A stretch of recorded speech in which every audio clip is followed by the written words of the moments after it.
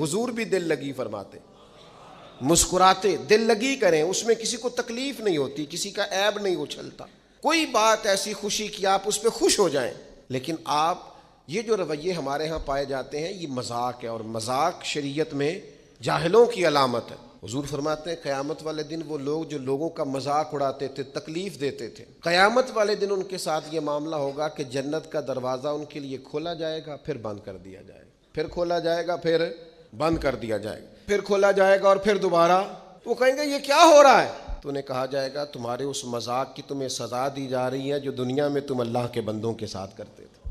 تکلیف دیتے ہیں لوگ۔ یہ کچھ سال پہلے کی بات ہے، آپ کو پتہ ہے ہمارے ہاں اپریل فول بھی منایا جاتا ہے، جھوٹ بولنے کا دن محض۔ تو ایک صاحب تھے بیچارے ہارٹ پیشنٹ، یہ پنجاب کا ہی واقعہ ہے، تو ان کو فون کر دیا کہ تمہارا بھائی ایکسیڈنٹ میں فوت ہو گیا ہے، کسی نے مذاق کیا۔ تو بیچارے ہارٹ پیشنٹ تھے، خبر سن کے ان کو پھر ہارٹ اٹیک ہوا، اللہ کو پیار